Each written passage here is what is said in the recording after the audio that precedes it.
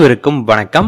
இந்த வீடியோ பக்கத்துல நம்ம பார்க்க போறது சமையலுக்கு கைகளில் கல்லுப்பு எடுத்து போடுபவர்கள் மட்டும் பார்க்கவும். கல்லுப்பு மகாலட்சுமியோட அம்சமா இருக்கக்கூடிய ஒன்றுல இந்த கல்லுப்பு மிக முக்கிய பங்கு வகிக்குது. பார்க்கடல்ல மகாலட்சுமி தோன்றியிருக்காங்க. பார்க்கடல்ல எங்குமே பிரதிபலிக்கக்கூடிய உப்பின் மூலமாக மகாலட்சுமி பிரதிபலிக்கிறதா ஐதீகம் இருக்கு. நம்மளோட முன்னோர்கள் கல்லுப்புக்கு அதிகப்படியான முக்கியத்துவம் கொடுத்தாங்க. அந்த காலத்துல எதையுமே ஒரு பொருளை கொடுத்துதான் ஒரு பொருளை வாங்குவாங்க. அப்படி ஒரு பழக்கம் இருந்துச்சு. அது போல அந்த காலத்துல மக்கள்கள் அனைவருமே சேமிக்கக்கூடிய ஒன்றா பார்த்தது கல்லுப்பு தான். கல்லுப்பு பாத்தீங்கன்னா எப்பொழுதுமே வீட்டுல துளியும் இல்லாமல் போகக்கூடாது அப்படிங்கறதுல ரொம்ப தீவிரமா இருந்தாங்க. அதாவது கல்லுப்பு மட்டும் வீட்டுல தீரவே கூடாது அப்படிங்கறதுல அந்த காலத்துல இருந்த மனிதர்கள் பாத்தீங்கன்னா மிகவும் முக்கியத்துவம் கொடுத்தாங்க. ஏன்னா கல்லுப்பு ஒரு வீட்டுல எப்ப இல்லை அப்படிங்கிற ஒரு நிலை வருதோ அந்த நேரத்துல மகாலட்சுமி அவங்க வீட்டுல இருக்க மாட்டாங்க அப்படிங்கறத முழுமையா நம்பினாங்க. அப்படிப்பட்ட கல்லுப்பு பாத்தீங்கன்னா நீங்க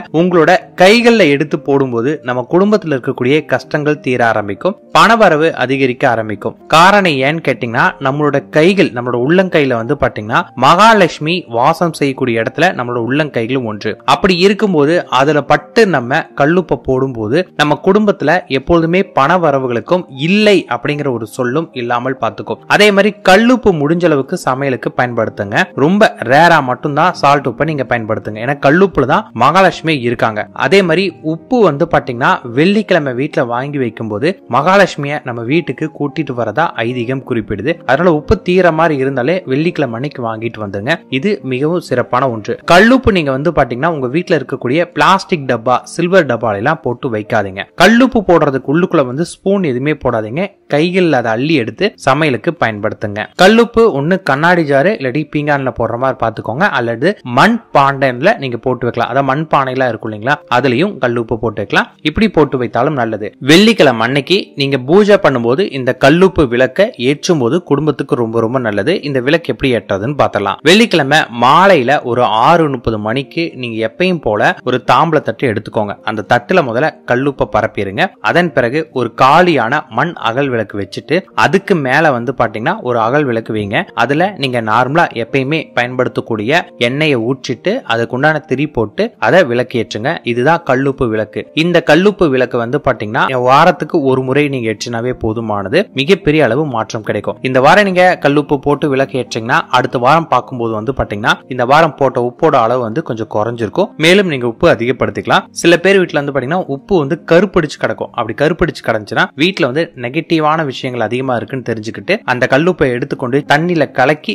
செடிகளுக்கு போட்டுட்டு வீட்டுல பாத்தீங்கன்னா கல்லுப்பு போட்டு சுத்தம் பண்ணிட்டு அதன் பிறகு விளக்கேற்றுங்க. அந்த கருப்பு சீக்கிரமா உங்களுக்கு போக ஆரம்பித்திடும். இந்த மாதிரி நீங்க பண்ணிட்டு வந்தாலும் பாத்தீங்கன்னா உங்க குடும்பத்துல இருக்கக்கூடிய கெட்ட எண்ணங்கள் தீர ஆரம்பிக்கும், பணவரவு அதிகரிக்கும், கடன்கள் ஏதாவது இருந்தா அது பாத்தீங்கன்னா ரொம்ப வேகமா குறைய ஆரம்பிக்கும், வீட்டுல மகிழ்ச்சி அதிகரிக்கும். அதே மாதிரி இந்த கல்லுப்புல நம்ம விளக்கை ஏற்றதுனால நமக்கு இருக்கக்கூடிய தரித்திரங்கள் முழுமையா விலக ஆரம்பிக்கும். தன தானியங்கள் அதிகரிக்கிறதுக்கும் இது மிகப்பெரிய அளவு முக்கியத்துவம் வாய்ந்தது. அதனால வாரத்துக்கு ஒரு தடவை இந்த கல்லுப்பு விளக்கு ஏத்திருங்க. குடும்ப பிரச்சனைகள் அனைத்துமே தீர்ந்து ஒரு மகிழ்ச்சியான வாழ்க்கை கிடைக்கும். மற்றும் இப்பயே நீங்க பண்ணக்கூடிய ஒரு சின்ன ஒரு பரிகாரம்னு பாத்தீங்கன்னா ஒரு மஞ்சள் நிற துணி எடுத்துக்கோங்க. அந்த துணியில பாத்தீங்கன்னா காயின், அதாவது ₹1 காயினோ ₹5 காயினோ நாணயம் போட்டுட்டு 2 கொட்டை பாக்கு அதுல வச்சுட்டு கூட பாத்தீங்கன்னா ஒரு வெற்றிலை வைக்கணும். வெற்றிலை நீங்க வைக்கணுங்கிற அவசியம் கிடையாது. ஆனா கொட்டை பாக்கு கண்டிப்பா இருக்கணும். கொஞ்சோண்டு அரிசியும் கொஞ்சமா கல்லுப்பும் போட்டு அதை ஒரு மூட்டை மாதிரி பாத்தீங்கன்னா கட்டிட்டு நீங்க பணம் வைக்கக்கூடிய இடத்துல வச்சுட்டு வந்துட்டு இருந்தீங்கன்னா அங்க சுக்கிர